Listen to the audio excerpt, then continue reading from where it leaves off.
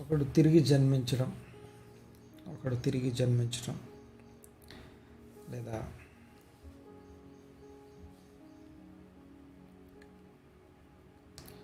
బాప్తిస్మం ఆత్మ మూలంగా, నీటి మూలంగా, ఆత్మ మూలంగా జన్మించడం అంటే ఏంటో ఈ అంశాన్ని నికోదేముతో జరుగుతున్నటువంటి చర్చలో చూస్తాను. ఇందులో జరిగిన సంభాషణ అంతా కూడా నేను ముసలివాడిని, నేను తల్లి గర్భంలోకి వెళ్ళాలా, తిరిగి జన్మించడం అంటే ఏంటి అని మాట్లాడుతూ ఉన్నప్పుడు దాని ఎక్స్ప్లెనేషన్ కిందికి వచ్చేసరికి ఆత్మ మూలంగా జన్మించిన ప్రతివాడు ఆత్మ అయి ఉన్నాడు. తర్వాత శరీరం మూలంగా జన్మించింది శరీరము అని చెప్తూ తిరిగి జన్మించడం యొక్క ఇశ్రాయేలుకు బోధకుడు నువ్వు, ఇది ఎరుగవా, వీటిని ఎరుగవా, భూ సంబంధమైన సంగతులు నేను మీతో చెబితే మీరు నమ్మకున్నప్పుడు పరలోక సంబంధమైనవి మీతో చెప్పిన ఎడల మీరు ఎలాగో నమ్ముదురు అని చెప్పి అరణ్యంలో మోషే సర్పం ఎత్తుట అనే అంశం గురించి మాట్లాడడం చూస్తాం.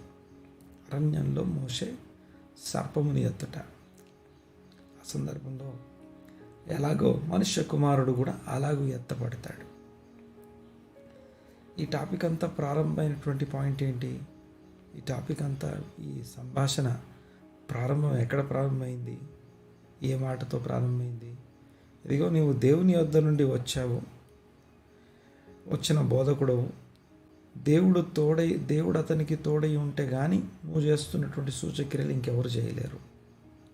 ఆ మాటకి నేను దేవుని యొద్ద నుండి వచ్చాను, లేకపోతే సూచక్రియలు నేను ఒక్కడనే చేస్తాను అని కాకుండా తిరిగి జన్మించిన వాడు అనే అంశాన్ని గురించి మాట్లాడుతూ మనుష్య కుమారుడు అనే మాటతో మాట్లాడుతున్నాడు. తర్వాత ఇక్కడ ఈ సర్పం ఎత్తుట,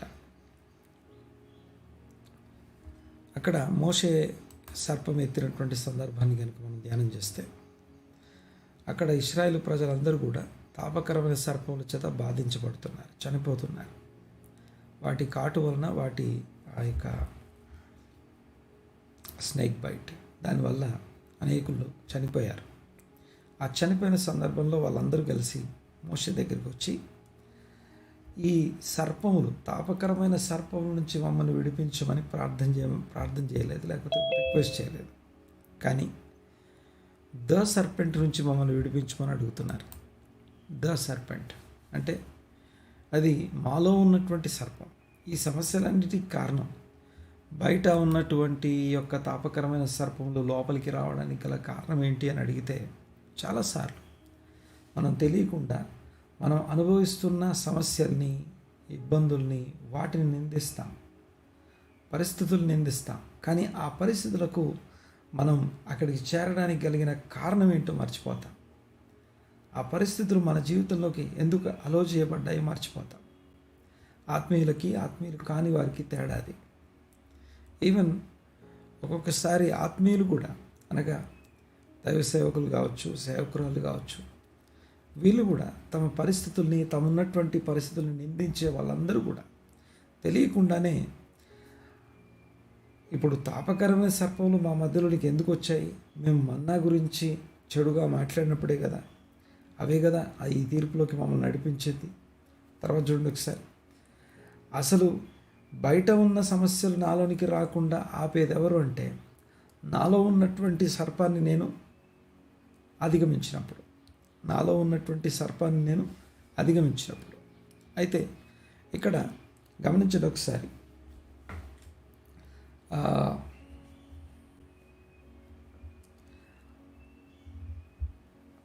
అప్పుడు మోషే దేవునికి ప్రార్థన చేస్తే దేవుడు అతనికి చెప్పినటువంటి విషయం, మోషేకి ఆజ్ఞాపించిన విషయం, ఒక ఇత్తడి సర్పాన్ని తయారు చేయాలి, దాన్ని స్తంభం మీద నిలబెట్టాలి.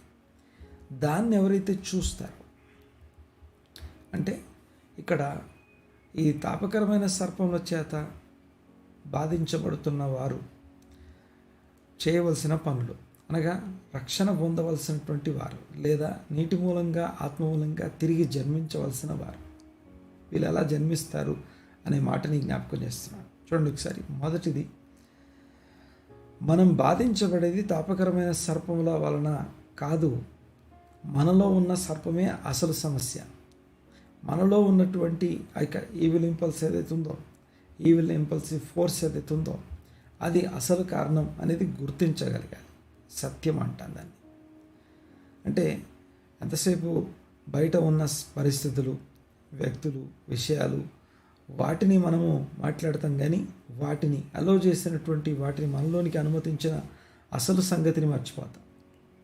మనము దాన్ని అధిగమించడం కోసం మర్చిపోతాం. అధిగమించడం కోసం ఇవన్నీ వచ్చాయి.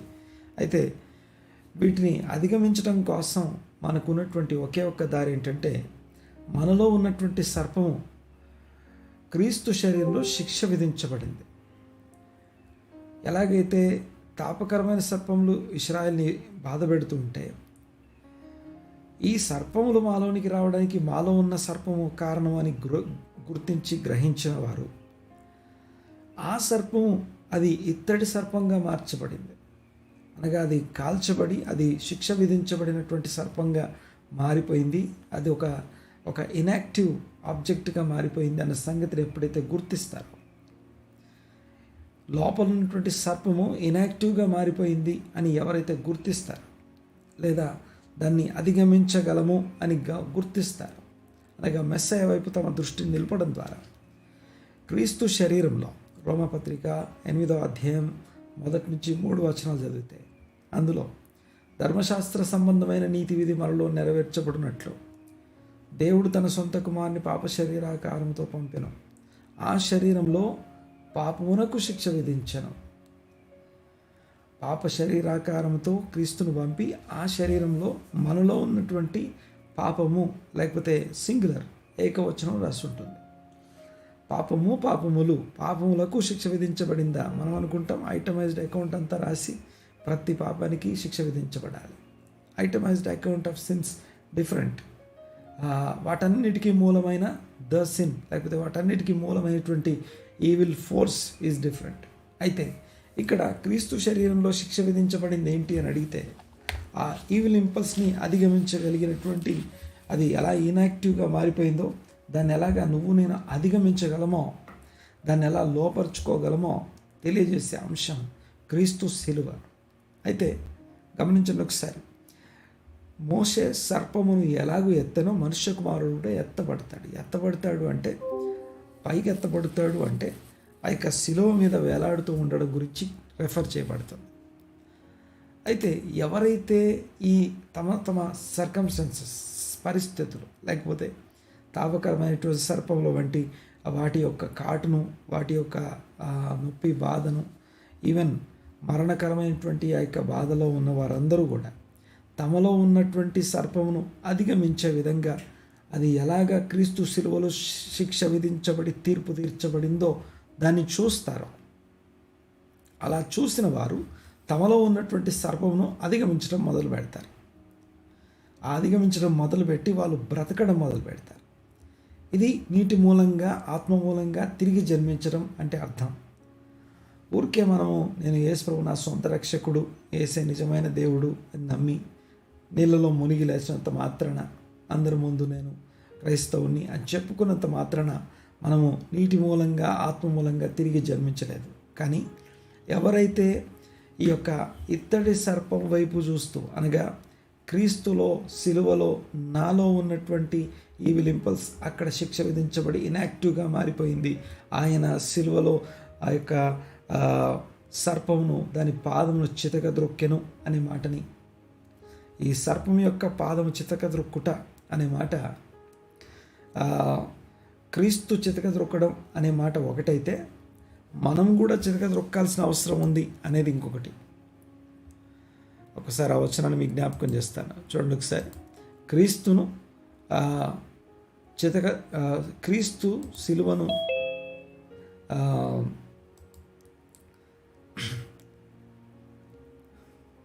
రోమపత్రిక సమాధానకర్తయగు దేవుడు సాతానును మీ కాళ్ళ క్రింద శీఘ్రముగా చితక త్రొక్కించును. మన ప్రభువైన యేసుక్రీస్తు కృప మీకు తోడై ఉండునుగాక. ఇది రోమపత్రిక ఆఖరి మాట. దేవుని కృప మీకు తోడై ఉండునుగాక అని రాస్తూ చివరి అధ్యాయం 16-20 అనుకుంటా. సమాధానకర్తయగు దేవుడు సాతానును మీ కాళ్ళ క్రింద చితక త్రొక్కించును అంటే దాని అర్థం ఏంటంటే క్రీస్తు ఎలాగా దాన్ని అధిగమించాడు, ఆ యొక్క ఈవిల్ ఇంపల్స్ని అధిగమించి శిలువ మీద ఇదిగో ఆ శ్రమ, బాధ, వేదన అన్నీ అనుభవిస్తున్నప్పుడు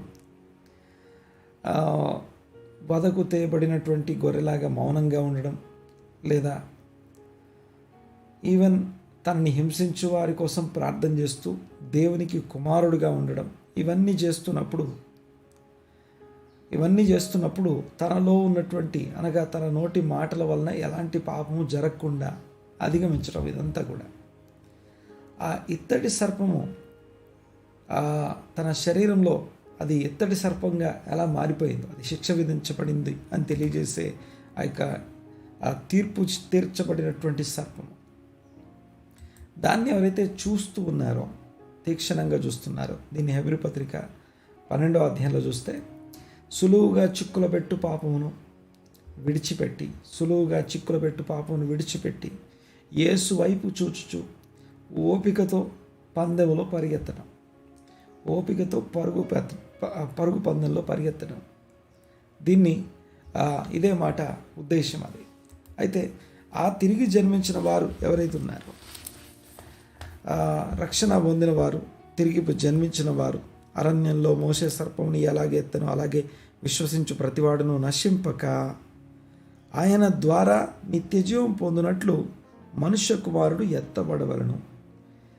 ఆయన ద్వారా నిత్యజీవం పొందినట్లుగా అనగా ఆ యొక్క లోపల ఉన్నటువంటి ఆ యొక్క సర్పమును అధిగమించడం ద్వారా క్రీస్తు ద్వారా నిత్య జీవం పొందినట్లుగా మనుష్య కుమారుడు ఎత్తబడ్డాడు. 16వ వచనం, దేవుడు లోకమును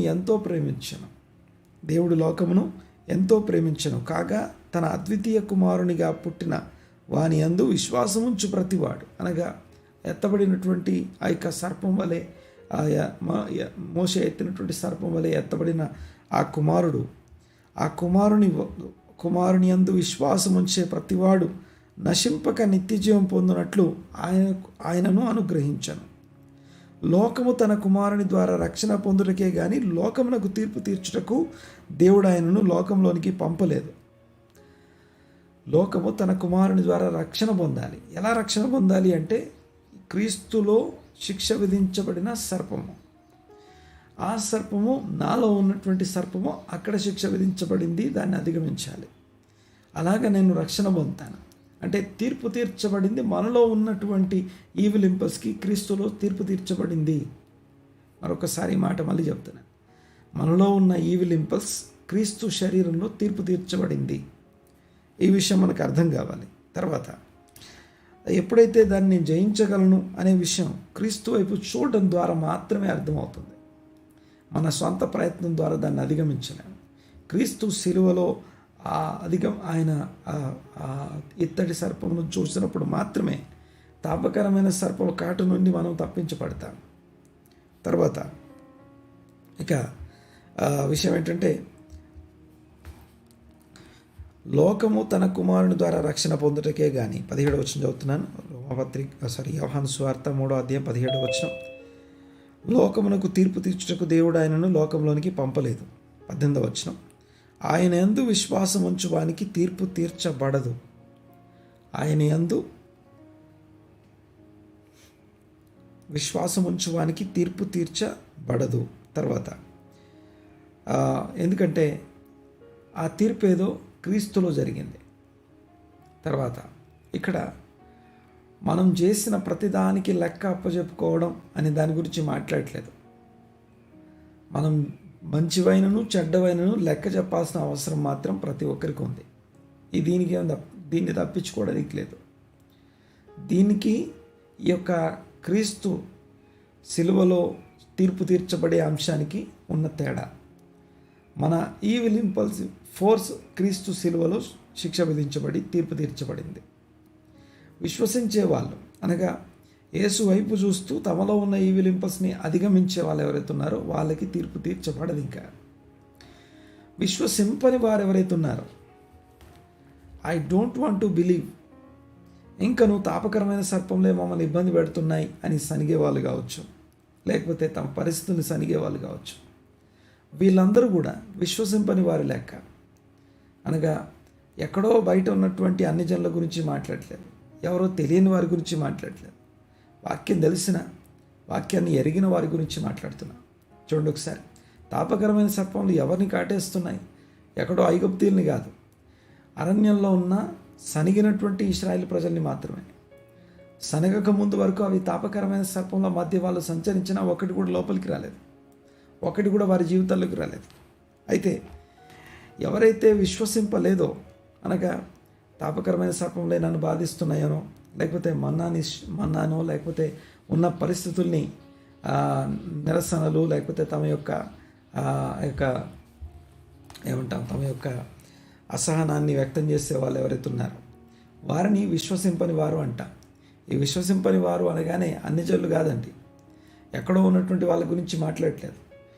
those who are within the congregation, within the ఆ తాపకరమైన సర్పం చేత బాధించబడుతున్నవారు, పరిస్థితుల చేత ఇబ్బంది పడుతున్నటువంటి వారు, వాళ్ళు తమలో ఉన్నటువంటి సర్పాన్ని అధిగమించుట అనే అంశాన్ని మర్చిపోయి ఇంకా బయట ఉన్న వాటి గురించి మాట్లాడే వాళ్ళు విశ్వసింపలేదు. ఇంకా వారిని విశ్వసింపని వారు అంటాం. తర్వాత చూడండి ఒకసారి, విశ్వసింపని వారు ఎవరైతే ఉన్నారో వారికి ఆల్రెడీ తీర్పు తీర్చబడిందట. ఎందుకు విశ్వసింపని వారికి తీర్పు తీర్చబడింది అంటే, ఏ తీర్పు తీర్చబడింది, ఎలాంటి తీర్పు తీర్చబడింది అంటే, చూడండి ఒకసారి, వారు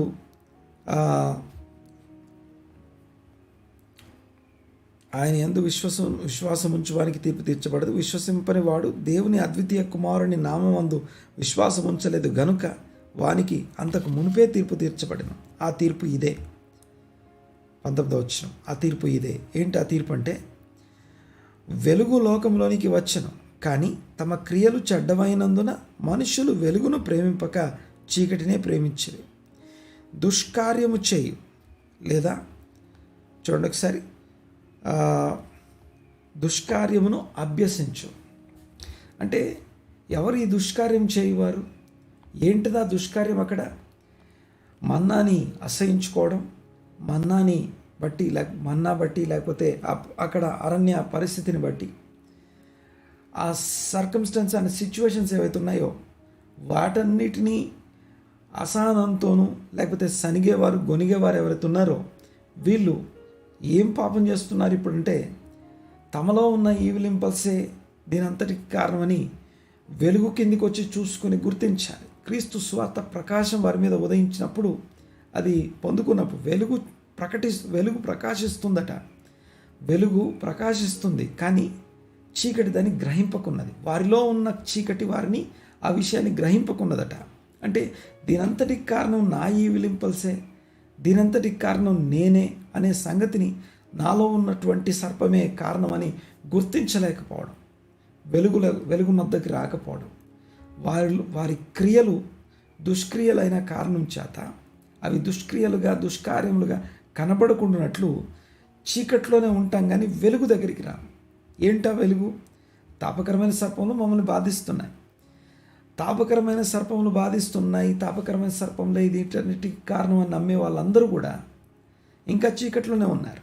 నాలో ఉన్న సర్పము దీనంతటికి కారణం అనే వాళ్ళు నిజంగా వెలుగు దగ్గరికి వచ్చారు. వెలుగు దగ్గరికి వచ్చిన వారి కోసం ఇత్తడి సర్పం సిలువ వారి కోసం ఉంది. సిలువ ఎవరి కోసం ఉంది అంటే, తమ సిలువ ముందు క్రీస్తు స్వార్థ ప్రకాశం వారి మీద ఉదయించినప్పుడు నాలో ఉన్న పాప స్వభావం దీనంతటికి కారణం అని నమ్మినవారు, తెలిసినవారు, గ్రహించినవారు, వెలుగునొద్దకు వచ్చినవారు, వెలుగు వారి దగ్గరికి వచ్చినప్పుడు, అనగా వెలుగు వారి మీద ప్రకాశించినప్పుడు వారిలో ఉన్నటువంటి సర్పమే దీనంతటికి కారణం అని గుర్తిస్తారు. వీళ్ళు క్రీస్తు శిలువను అప్పుడు ఆశ్రయించగలరు. అనగా ఇత్తడి సర్పము ఎత్తబడిన ఆ యొక్క విషయాన్ని గ్రహించగలరు. తర్వాత ఎవరైతే విశ్వసింపలేదో వారికి ఇదివరకే తీర్పు తీర్చబడింది అని ఉంది. ఏంటి ఆ తీర్పు అంటే, వెలుగు లోకంలోనికి వచ్చెను, కానీ యోహాను సువార్త ప్రారంభంలోనే దీని గురించి రాసింది. ఆ వెలుగులో జీవం ఉండెను, జీవపు వెలుగట. అనగా ప్రతి ఒక్కరిని, తాపకరమైన సర్పముల చేత బాధించబడుతున్న ప్రతి ఒక్కరిని రక్షించగలిగిన ఆ యొక్క వెలుగు, సువార్త వెలుగు అందరి మీద ప్రకాశించిందట. వెలుగు చీకట్లో ప్రకాశిస్తుంది, కానీ చీకటి దాన్ని గ్రహింపకున్నది. ఇది యోహాను సువార్త 1వ అధ్యాయం. ఒకసారి ఆ మాటలు చదువుతాను చూడండి ఒకసారి. ఆదియందు వాక్యం ఉండెను, వాక్యము దేవుని యొద్ద ఉండెను, వాక్యము దేవుడై ఉండెను. ఆయన ఆదియందు దేవుని యొద్ద ఉండెను. సమస్తమును ఆయన మూలముగా కలిగెను, కలిగి ఉన్నదేదియు ఆయన లేకుండా కలగలేదు. ఆయనలో జీవం ఉండెను, ఆ జీవం మనుషులకు వెలుగై ఉండెను. అనగా క్రీస్తు గురించి మాట్లాడుతూ, ఆయనలో జీవం ఉండెను, ఆ జీవం మనుషులకు వెలుగై ఉండెను. ఆ వెలుగు చీకటిలో ప్రకాశించున్నది, కానీ చీకటి దాన్ని గ్రహింపకుండెను. 6వ వచనం, దేవుని యొద్ద నుండి పంపబడిన ఒక మనుష్యుడు ఉండెను, అతని పేరు యోహాను. అతని మూలముగా అందరూ విశ్వసించున్నట్లు అతడు ఆ వెలుగును గూర్చి సాక్ష్యమిచ్చుటకు సాక్షిగా వచ్చెను. మేమందరము, లేకపోతే యోహాను కావచ్చు, లేకపోతే ఈరోజు మాట్లాడుతున్నటువంటి సువార్త చేస్తున్న వాళ్ళందరూ కూడా వెలుగై ఉండలేదు, కానీ వెలుగుకు సాక్షులమై ఉన్నా. వెలుగుకు సాక్షులము. తర్వాత చూడండి ఒకసారి, వెలుగును గూర్చి సాక్ష్యమిచ్చుటకు అతడు వచ్చెను. నిజమైన వెలుగుండెను, అది లోకంలోనికి వచ్చుచు ప్రతి మనుషుని వెలిగించుచున్నది. ఆయన లోకములో ఉండెను, లోకం ఆయన మూలముగా కలిగాను, కానీ లోకం ఆయనను తెలుసుకొనలేదు. ఆయన తన స్వకీయుల యొద్దకు వచ్చెను, ఆయన స్వకీయులు ఆయనను అంగీకరింపలేదు. తన్నెందరు అంగీకరించిరో వారికి అందరికీ, అనగా ఆయన నామమందు విశ్వాసం ఉంచిన వారికి దేవుని పిల్లలగుటకు ఆయన అధికారము అనుగ్రహించను. వారు దేవుని వలన పుట్టిన వారే గాని రక్తం వలనను, శరీరేచ్ఛల వలనను, మనుష్యేచ్ఛల వలనను పుట్టిన వారు కారు. ఆ వాక్యము శరీరధారి అయి కృపాసత్య సంపూర్ణుడిగా మన మధ్య నివసించను. తండ్రి వలన కలిగిన అద్వితీయ కుమారుని మహిమ వలె మనము ఆయన మహిమను కనుగొంటిమి. యోహాను ఆయనను గూర్చి సాక్ష్యమిచ్చుచు, నా వెనుక వచ్చువాడు నాకంటే ప్రముఖుడు గనుక ఆయన నాకంటే ముందటివాడాయనని నేను చెప్పినవాడు ఈయనే అని ఎలుగెత్తి చెప్పాను. ఆయన పరిపూర్ణతలో నుండి మనమందరం కృప వెంబడి కృపను పొందితిమి. ధర్మశాస్త్రం మోసే ద్వారా అనుగ్రహింపబడిను, కృపయు సత్యమును యేసు క్రీస్తు ద్వారా కలిగెను. ఎవడును ఎప్పుడైనను దేవుని చూడలేదు, తండ్రి రొమ్మున నున్న అద్వితీయ కుమారుడే ఆయనను బయలుపరచును. ఓకే, 3వ అధ్యాయంలోకి వస్తే ఇదంతా కూడా ఒకే అంశం గురించి మాట్లాడడం. తిరిగి జన్మించడం, మనుష్య అచ్చల వలన, లేకపోతే శరీరాన్ని బట్టి పుట్టినటువంటి శరీరానికి, ఆత్మను బట్టి పుట్టిన ఆత్మకి మధ్య తేడాని చెప్పడం కోసం ఇవన్నీ జ్ఞాపకం చేస్తా ఉన్నాను. చూడండి ఒకసారి. ఇక్కడ తమ క్రియలు చెడ్డవి, మన్నాను సనిగా, మా సర్కంస్టెన్సెస్ని మేము తృణీకరించాం, లేకపోతే మా నడిపింపును తృణీకరించాం, లేకపోతే మేము ఐగుప్తే బాగుందన్నాం, ఇలా మాట్లాడే తమ సర్కంస్టెన్సెస్, తమ నడిపింపును, దేవుడు మనల్ని నడిపిస్తున్నాడు అనే సంగతిని మర్చిపోయి, ఇదిగో ఇక్కడికి ఎందుకు వచ్చాం, ఇక్కడికి ఎందుకు తీసుకురాబడ్డాం, ఈ పరిస్థితుల్లో నేనెందుకు ఉన్నానని తన పరిస్థితులను అంగీకరించని వారందరూ కూడా తమ క్రియలు చెడ్డవి అని గుర్తించని వారు, తమ అంతరంగంలో ఉన్నటువంటి ఆ యొక్క సర్పం యొక్క తీర్పును, ఆ సర్పం యొక్క జాడలను, బండ మీద సర్పం యొక్క జాడలు అనే పదం చూస్తాం సామెతల గ్రంథం అనుకుంటా. బండ మీద సర్పము జాడ ఎవరు గుర్తించలేరు. అలాగే ఈ సర్పము యొక్క మోసము, లేకపోతే హృదయంలో ఉన్నటువంటి ఆ యొక్క మోసం, హృదయం అన్నిటికంటే ఘోరమైన వ్యాధి కలది అది. దాన్ని గుర్తించగలిగిన వాడెవడు, ఆ గుర్తించగలిగిన వాడెవడు అనే మాటకి బండ మీద సర్పము జాడ, గుర్తించగలిగిన వాడు అనగా రెండు కూడా ఒకే విషయాన్ని తెలియజేస్తూ ఉన్నాయి. అయితే ఎవరైతే వెలుగు స్వార్థ ప్రకాశం వారి మీద, అనగా ఈ స్వార్థ ప్రకాశం జనుల మీదకి కలగాలని చెప్పి మనం ప్రార్థన చేస్తున్నాం. అనగా వారిలో ఉన్న సర్పం యొక్క సర్పం నుంచి వారు విడిపించబడడం ఎంత అవసరమో తెలియజేయబడే వెలుగు వారికి కలిగినప్పుడు వారు సిలువను ఆశ్రయిస్తారు, సిలువ వెలుగు దగ్గరికి వస్తారు, సిలువ విలువ వారికి తెలియజేయబడుతుంది. తర్వాత చూడండి ఒకసారి. అయితే ఎవరైతే అయినా కూడా నమ్మని వారు, తెలుసుకొని వారు ఎవరుతున్నారో అద్వితీయ దేవుని కుమారుని నామమందు విశ్వాసం ఉంచలేదు. ఎవరైతే ఆ కుమారుని నామందు విశ్వాసం ఉంచుతున్నారో వారికి దేవుని కుమారులయ్యే అధికారం ఇవ్వబడిందట. అయితే ఆ అవకాశాన్ని ఎవరైతే దుర్వినియోగపరుస్తున్నారో వారికి తీర్చబడిన తీర్పు ఏంటంటే, ఆ వెలుగు లోకంలోనికి వస్తూ ఉందట. వెలుగు లోకంలోనికి వచ్చను కానీ తమ క్రియలు చెడ్డవైనందున మనుషులు వెలుగును ప్రేమింపక చీకటిని ప్రేమించిరి. దుష్కార్యము చేయు లేదా దుష్కార్యమును అభ్యసించడం. దుష్కార్యము చేయడం అంటే ఏదైతే దేవుని వాక్యము లేకపోతే దేవుని యొక్క ఆజ్ఞలు అనుసరించని వారు అని అర్థం. ఆజ్ఞలకు లోబడిన వారు, ఆజ్ఞలు అనుసరించని వారు దుష్కార్యం చేయవారు. ఆ దుష్కార్యాన్ని అభ్యసించాల్సింది నీతి క్రియల్ని, సత్క్రియల్ని అభ్యసించాలి. నీతి క్రియల్ని, నీతిని అభ్యసించాలి. నీతి వాక్యాన్ని అభ్యసించాలి. ఆ యొక్క కట్టడలను, దేవుని వాక్యాన్ని, ఆజ్ఞలను అభ్యసించాలి. అయితే వాటిని అభ్యసించక మనం చేసే పని ఏంటంటే ఆ యొక్క దుష్కార్యములను అనగా వాటిని విరోధమైనటువంటి వాటిని అభ్యసిస్తూ ఉన్నాం. అవి అభ్యసించేవారు ఎవరైతే ఉన్నారో, దుష్కార్యం చేయి ప్రతివాడు వెలుగును ద్వేషిస్తున్నాడు. తన క్రియలు దుష్క్రియలుగా కనబడకుండానట్లు. యాక్చువల్గా తాపకరమైన సర్పంను దేవుడే పంపించాడు. దీనికి కారణం సమస్యలన్నిటికీ దేవుడు కారణం. సమస్యలన్నిటికీ కారణం సర్పాలు కారణం. సమస్యలన్నిటికీ అరణ్యం కారణం. సమస్యలన్నిటికీ మా పాస్ట్ డెసిషన్స్ కారణం. సమస్యలన్నిటికీ కారణం మమ్మల్ని లీడ్ చేసే నాయకులు కారణం. సమస్యలన్నిటికీ ఎవరు నన్ను ఇక్కడికి తీసుకొచ్చారు వాళ్ళు కారణం. ఈ కారణాలు ఎవరి మీద వేసే వాళ్ళందరూ కూడా చీకట్లోనే ఉన్నారు. తర్వాత చూడండి ఒకసారి, తమ క్రియలు దుష్క్రియలుగా కనపడకుండానట్లు వారు వెలుగునొద్దకు రావట్లేదు. వెలుగునొద్దకు చేరుకోకపోవడం, వెలుగు యొక్క ప్రభావం వారి జీవితంలో అనుభవించలేకపోవడం, ఇది క్రీస్తును విశ్వసింపని వారికి తీర్చబడిన తీర్పట. క్రీస్తును విశ్వసింపని వారికి తీర్చబడిన తీర్పు.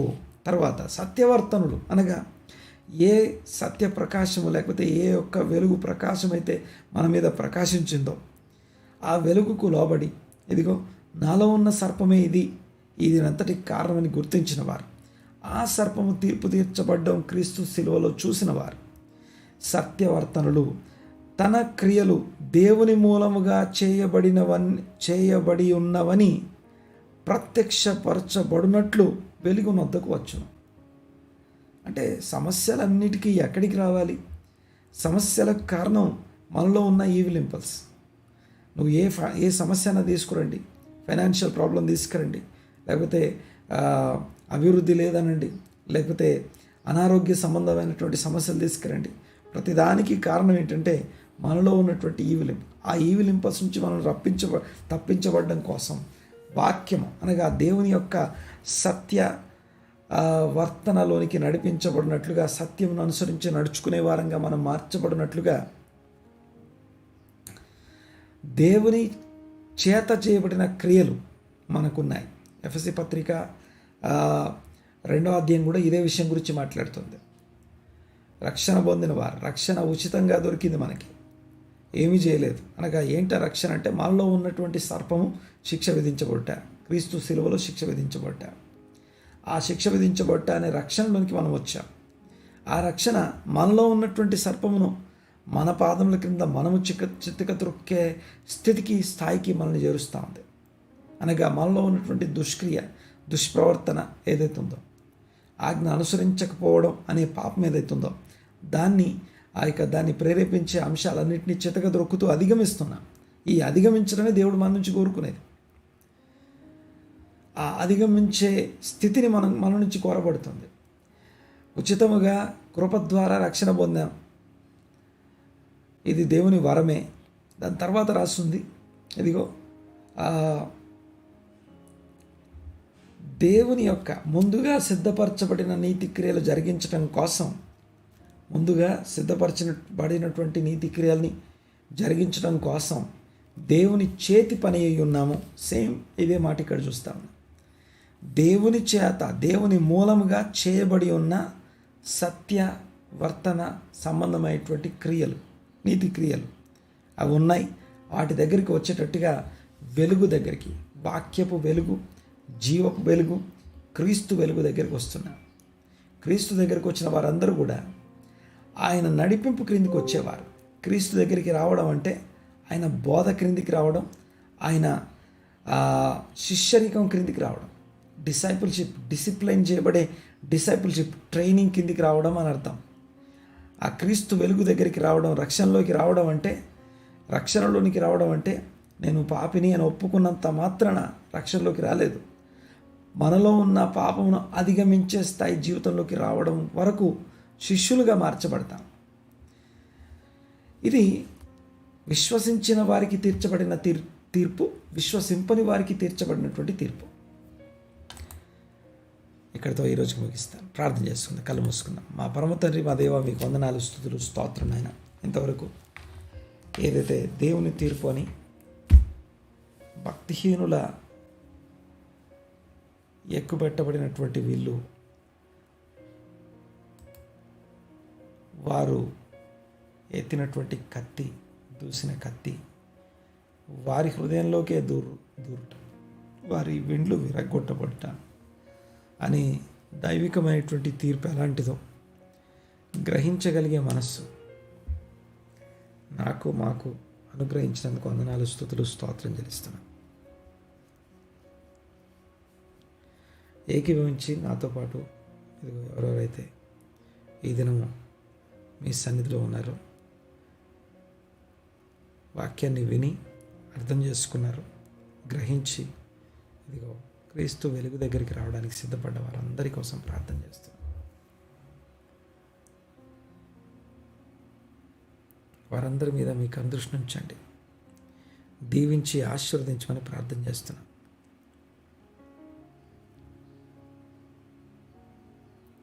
మీ సన్నిధిని తోడుగా ఉంచమని ప్రార్థన చేస్తున్నాను.